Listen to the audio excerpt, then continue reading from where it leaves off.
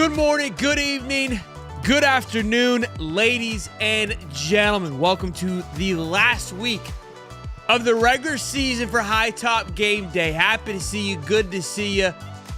Come here with a heavy heart. We're sad, we're excited because it is in fact Rivalry, which is a fantastic week. It doesn't matter about rankings, doesn't matter about what seeding you are in the playoff, doesn't matter how many wins you have, doesn't matter if you lost your star quarterback, don't have your star quarterback, your court running.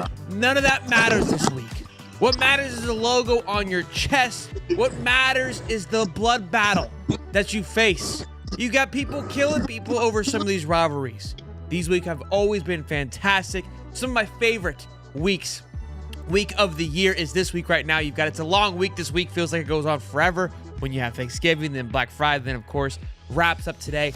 Hell of a game slate yesterday. Georgia Tech almost gets it done, but the ACC just can't handle the smoke. Ladies and gentlemen, good to see you. We got Cowboy Ty on the road, boots on the ground at the golf course. I mean, I wouldn't miss this for anything. I'm on vacation. I'm having a blast. But, I don't ever miss these episodes, buddy.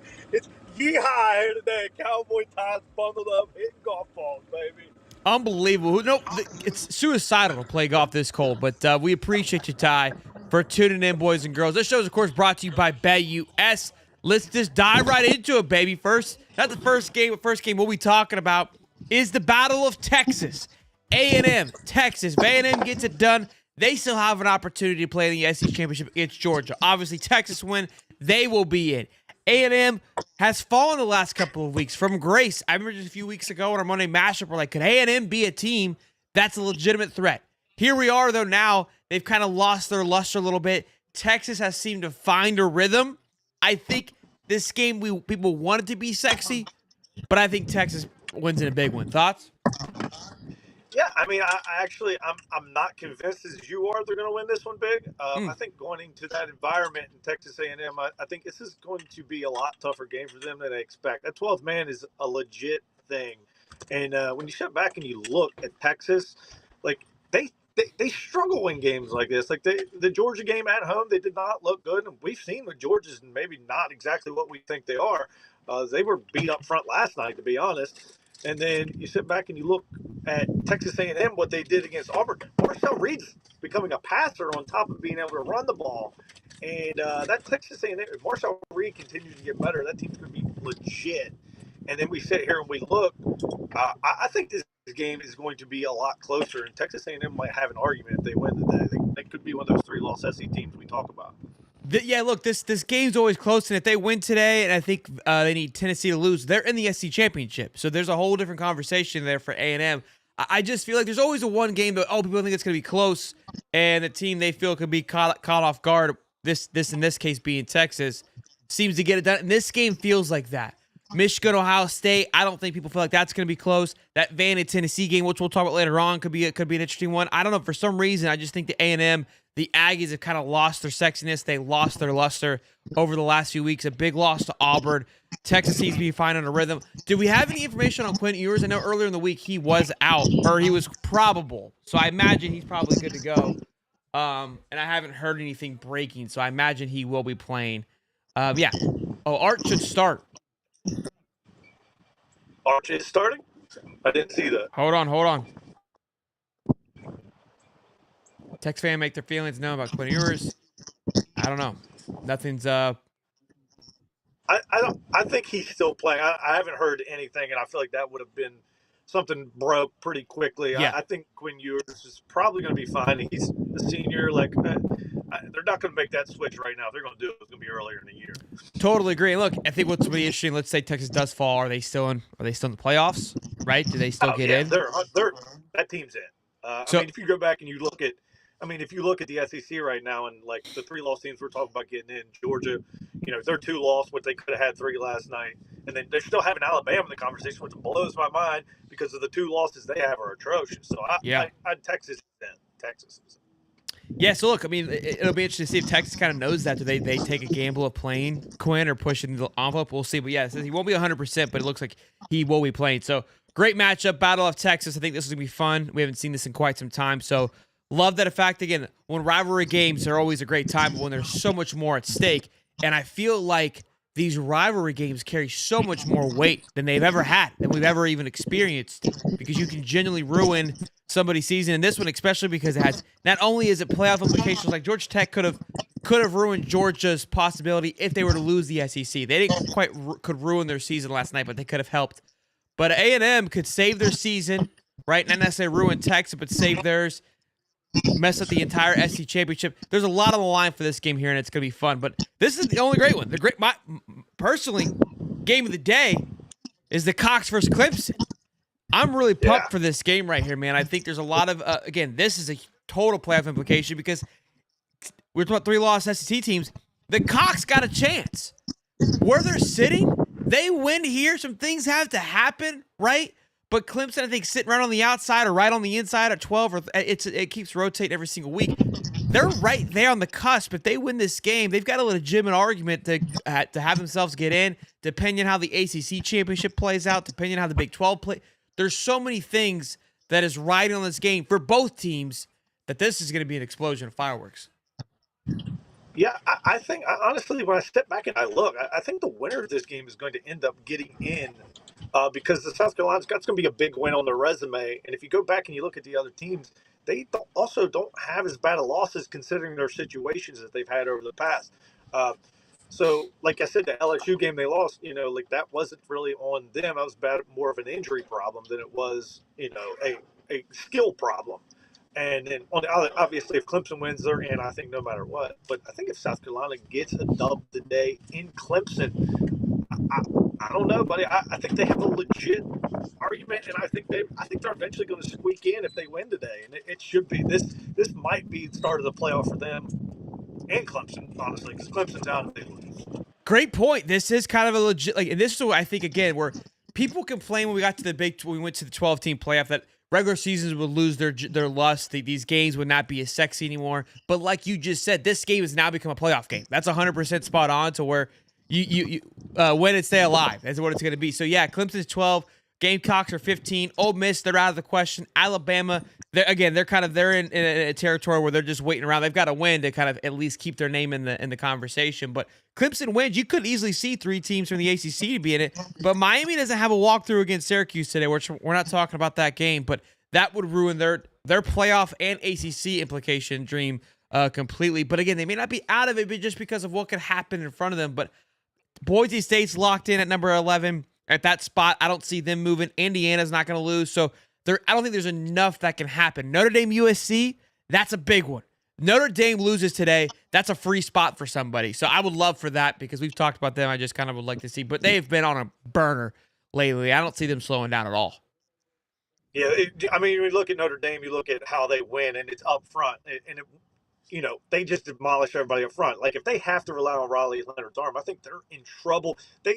They can run the ball with the best of them. They maul you up front, and they just beat you down. It's just interesting if they play a good defensive line, how they respond. So we'll see what they look like today. But as for the Clemson game, this is probably the most exciting game to me because I like Klubnik. Klubnik has looked great over the season. If you take out the Georgia game, I think he's got 29 touchdowns, 4 picks. He's been very efficient with what he does. He runs the football. And then on the other side, you got Lenora Sellers, who just continues to get better. This quarterback matchup's very interesting. And, I think this is going to be just an grinded out Phil Maffa for them running the ball. And then you got Raheem Sanders running the ball on the other side and the 2 quarterbacks that can run. I think we see a lot of ground game. And then this is going to probably be decided by some kind of turnover somewhere down the road. We've talked about it all year about being one of the greatest college football seasons of all time, and I think today could seal that fate if we see, half the upsets that are kind of positioning themselves. This should be. This game, whether it goes, is going to be a great game. I think it kind of, again, tells you a lot of playoff implications. Auburn, Alabama is peaking up to be a great one. A&M, Texas, peaking up to be a great one. Vandy, Tennessee, peaking up to be a great one. Miami, Syracuse, we want it to be good. Feels like it could be. There is just so much that's riding. We already had a week at the beginning of the year, like halfway through, where you see all the upsets and you're like, no way they all happen. And a good majority have happened. We're queued up for that. We almost had it last night. It almost started last night with Georgia Tech. So that was something to watch, everybody. That was awesome. Nuts. What a hell Yeah, of it a was football weekend, boys and girls. Be sure to smash the like button and subscribe. Of course, this show is brought to you by BetUS, and we've been delivering these to you all season long. Whether we win, lose, or draw, we've been having fun with them. Be sure to check out BetUS.com.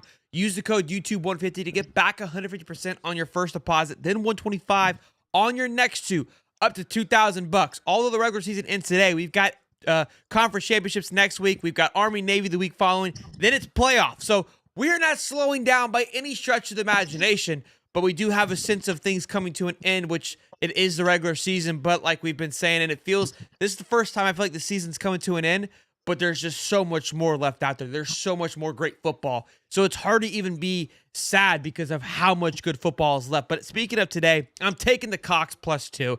We've got the ACC, SEC drama that's happening. Which conference is better? Blah, blah, blah, blah, blah.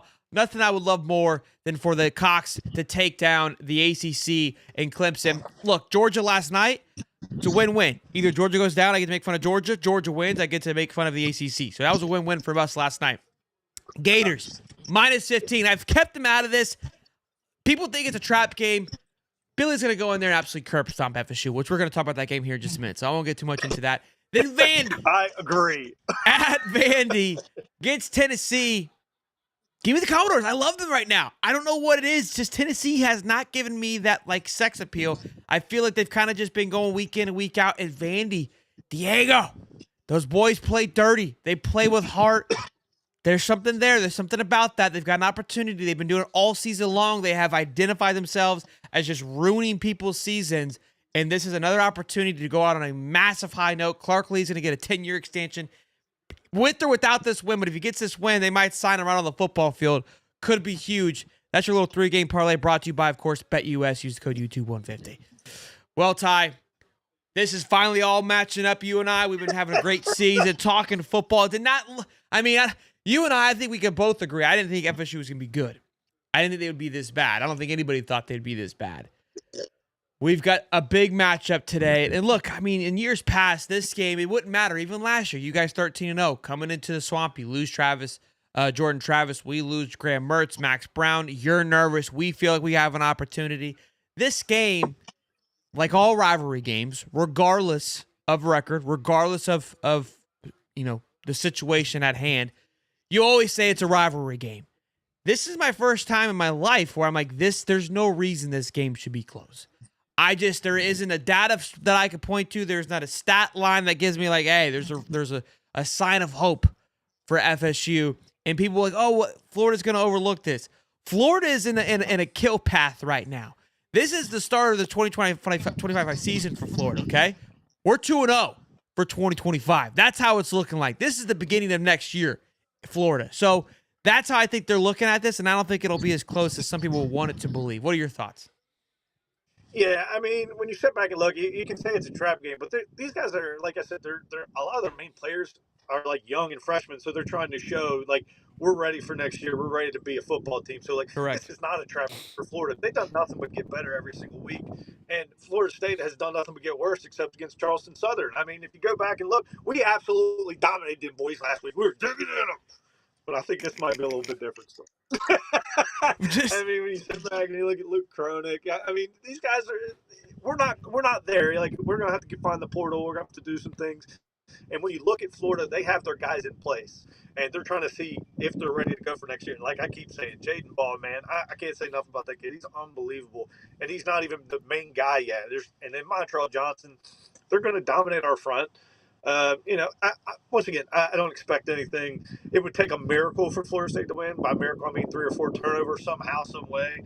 And I still don't think we win because we can't score. So, at the end of the day, like, this is not a trap game. Florida, all their main guys that like they need are young, and they're trying to show that, hey, we're good. And Billy's job has just absolutely been saved. The team has got nothing but better every single week, and I expect them just to absolutely dominate today. I hate to say it, but facts are facts. Like, it is what it is. Like, 2 teams going 2 different directions. Two things there. Look, I think you're spot on with the youth of the team. Again, like, this is they're just getting started. It's not like we're kind of limping off into the sunset. It's our senior year. We're done for it. No, these boys are just getting started. And I've said it all year with the Raider Center team at Tallahassee. There's no culture of like, yeah, we hate Florida, right? There's just nothing going on for FSU to feel like we got to get hyped up for this game. Maybe they will. Maybe they'll fire you guys up a little bit. But the youth is a big one. And like I said, this is with the momentum that Florida is having with winning football games, the momentum they're having on the recruiting trail, the momentum they can carry into the portal and with the youth. Again, I don't believe this team's looking at like, hey, this is the end of the year. They're like, we're just getting started for next year. We've turned a corner. When the letter came out, I make a joke, the page turned. Like, yeah, maybe this season isn't exactly what we wanted, but we're building towards next year. This is the kickstart campaign. We've got a bowl game. We've already locked that in. We get extra playing time there. There's just so much that you can really ride on. And look, Coach Prime called FSU out last year, like, hey, or yesterday about all our guys are going to be playing. You got to go back and look at that bowl game and wonder when the whole team quit and didn't play. You set a standard. You set a reality. You set a tone for that following year. And I think some guys will sit out for Florida, but the base, the majority of this Florida team is very young and more than likely will play in that bowl game. And I think that's going to make a lot. So, look, I think it should be a bloodbath. I want a bloodbath. I want 50-0. I mean, nothing but love for you, Ty. But I want an absolute. Buddy, I would want the same, but I know that's not realistic. He scored 50 points all year. Yeah, that's true. That's true. That's true. Look, I mean, Ty, I do want to say, though, man, it's been a blast being able to chit-chat with you, man, and do these things. We're going to continue to do this throughout the playoffs as much as we possibly can because, look, we want to talk about a few games anyways, and that's all we're going to have. So we'll still have some fun, but this has been a great this channel, this show. Their Saturday show has evolved a little bit, but, boys, 174 strong on a beautiful Saturday morning. Be sure to smash the like button and subscribe. Shout out to Cowboy Ties. With family, traveling, playing golf, made it happen. Cowboy Ty, you go hit it off. I'm going to close it down, big guy. We love you, man. Good to see you. Yeah, man. Like I said, buddy, I appreciate it. I'm going to run some things by you, too, about this draft coming up. Maybe we can get a couple more shows in here and see if we can't do some things. I love it, man. Hey, go Gators. Have fun today. Shoot them low, big guy. We'll see you. Yeah, Boys and girls, Cowboy Ty with us there to close out the last regular season of High Top Game Day. Boys and girls, I love you. Hope you had a fantastic Thanksgiving weekend. You know what we're going to do today. Kick off at 7. We'll have the halftime show. Then, of course, not the last call-in show because we'll have a call-in show, of course, for the playoff game, but the last regular season playoff game call-in show.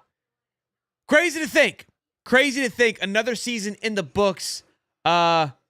It's interesting. I don't think it's hit me yet because, again, there's so much excitement that's still left on the table. We have a bowl game, so I know our season isn't 100% coming to an end. We also have an incredible slate of playoffs, which we don't even know what's going to happen. But there's just so much fantastic things that it's hard for me to have this emotional sadness. But I know it'll hit me at some point. But it's been a pleasure to be able to sit in front of the screen. I keep saying it because it's so fun and so great. You guys have been awesome.